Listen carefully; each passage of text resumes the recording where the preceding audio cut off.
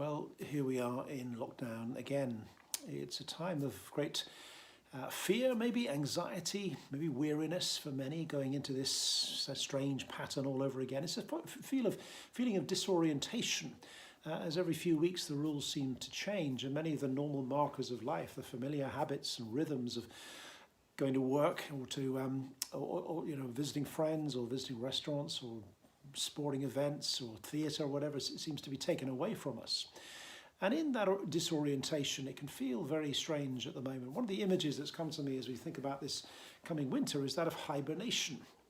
As you know, many animals go into hibernation during the winter, and it feels a little bit like that for us, that life is closing down and we're being kind of constricted to our homes again. Many of the normal activities that we get up to aren't going to happen over these coming months. Now, what happens in hibernation is that in animal life, some of the basic functions of life continue. Those things that you absolutely need to stay alive, breathing, heartbeat, blood circulation, they continue, but everything else is stripped away as animals enter into this strange period until they wait for the time when they come out of it again. And it can feel a little bit like that at the moment. Many of the things of life have been stripped away from us, and we're waiting until the spring, the time when hopefully this will all be over, or at least we can return to some form of normality. But in the meantime, what are the basic functions of life, the things we absolutely need to do to enable us to survive and thrive as human beings? Because maybe if we can identify those, we can then survive and thrive during this time of lockdown. Now, I want to try to address that through one of the stories around Jesus. It's told in Luke chapter 10 when one of the experts in the law stood up to test Jesus. He says, "Teacher, what must I do to inherit eternal life?" Jesus replies, "Well, what is written in the law?" And he says, "Well, it's to love the Lord your God with all your heart and mind and soul and strength, and love your neighbour as yourself." And Jesus said, "Exactly, that's what you need to do." Now, in that little answer, I wonder whether there are three priorities, three basic functions of life that we absolutely need to do if we're to survive and to thrive at any time, but particularly during this time of pandemic and lockdown.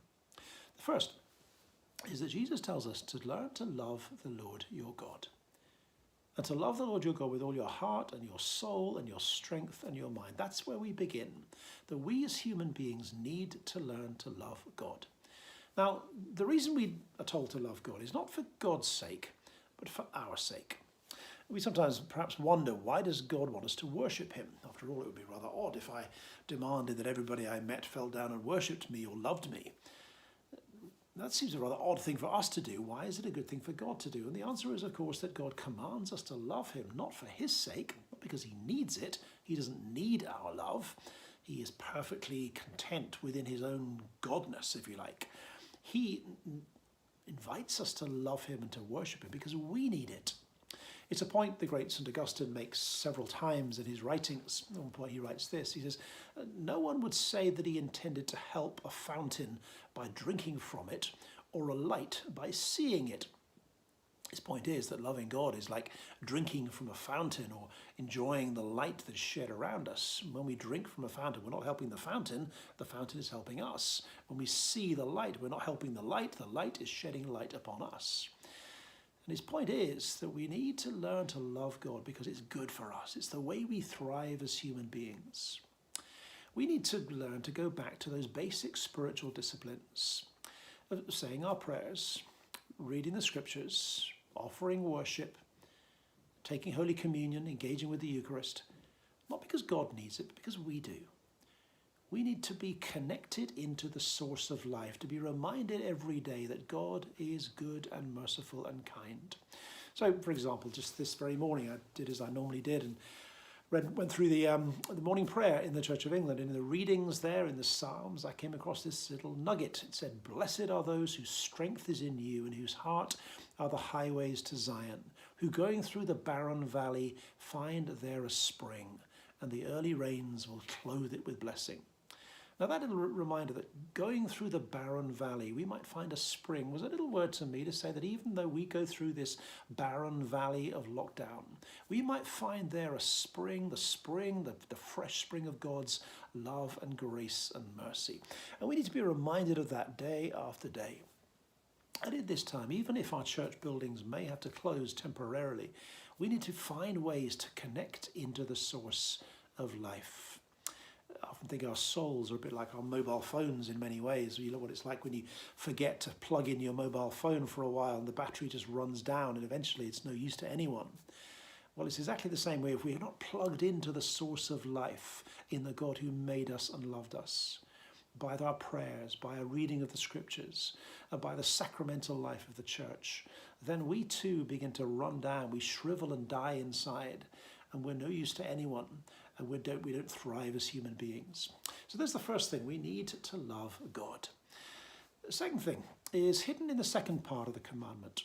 Jesus says the first commandment is to love the Lord your God with all your heart, mind, soul and strength. The second is to love your neighbour as yourself. Now, before we come on to that bit about loving neighbour, there's something hidden in there, that little sentence, this little phrase, as yourself.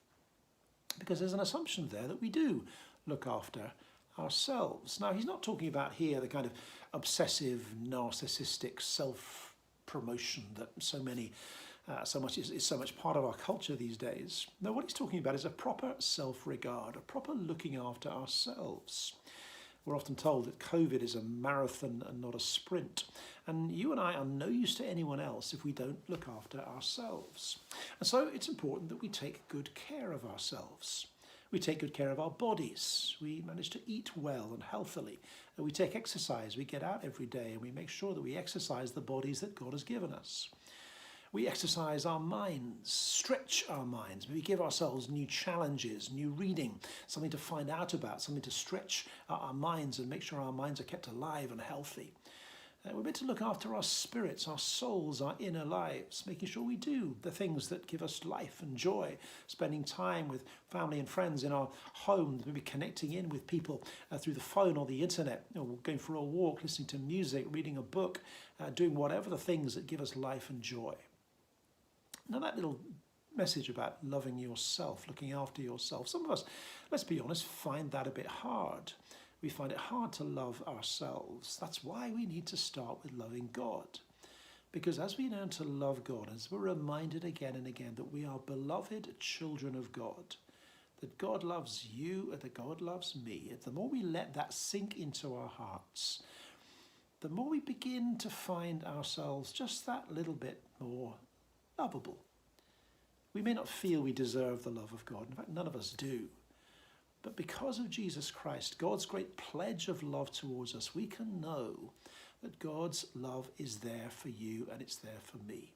That actually looking after ourselves and caring for ourselves because God loves and cares for us is not somehow a dereliction of our Christian faith. It's part of our Christian faith. To look after ourselves mentally, spiritually, bodily, so that we can be of use to others and that we can enjoy the life that God has given us. So that's the second thing, learning to look after ourselves. The third thing is the command to love our neighbour. If loving ourselves is making sure that we have the things that make life worthwhile, that we have a roof over our heads, we have food to eat, we have friends and family, we have people around us to love us and so on. The Christian faith tells us we're never to stop at that, but we're to go on to make sure that our neighbour has those things just as much as we make sure we have them ourselves. COVID is a world that has shrunk our world. It's kind of enclosed us within our four walls. Sometimes we viewed our neighbours as dangers, not as opportunities for love. We walk down the street, and rather than greeting our neighbours and shaking hands and hugging them, these days we kind of tend to give them a wide berth in case they have the virus and we might catch it.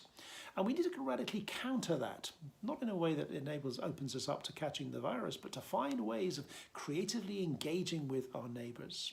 Because this idea of loving your neighbour is perhaps the most radical idea in the Bible. Because in the Bible, it's there in the Old Testament and the New Testament, there is this idea that our primary civic duty is not actually towards our family and our friends. Yes, we're to love our families and friends. That's taken for granted. We will do that. That's a natural form of love.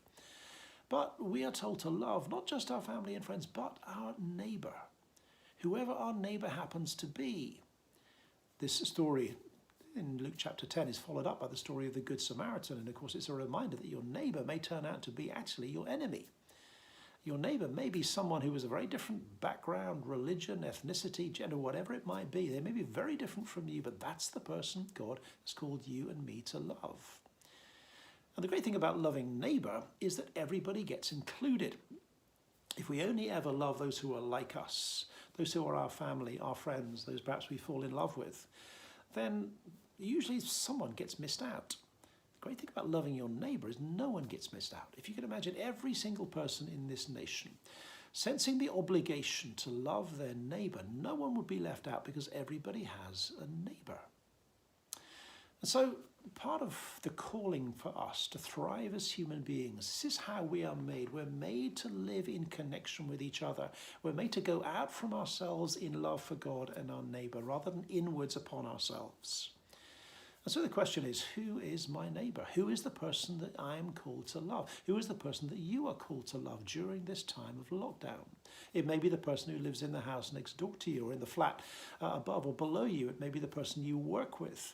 There may be someone that you know is really struggling at the moment, someone down your street who is elderly, who needs shopping done for them. Who is that person that you've got to call regularly? Maybe send a WhatsApp or the text from time to time just to check they're okay. Who is the person that you are called to love, and what does that actually look like in practice? Because, of course, love for neighbour in the Bible is not just a feeling towards them, it's an action. It's a way of acting towards someone. Because we're not told in Christian faith we have to like our neighbour or even to admire them. We are called to love them.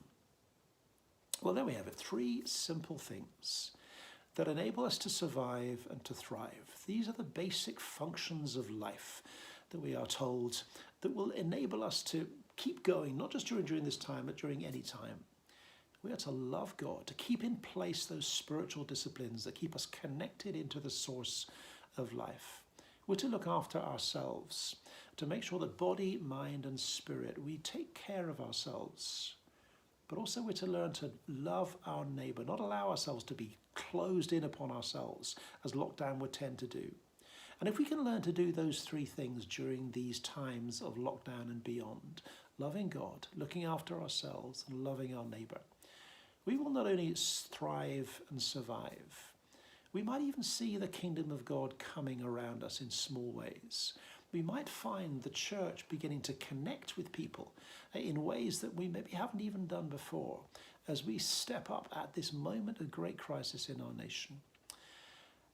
I pray for you, as I pray for all our churches all the time, that we will rise to the challenge that this moment gives us as a church to love God, to look after ourselves, and to love our neighbour.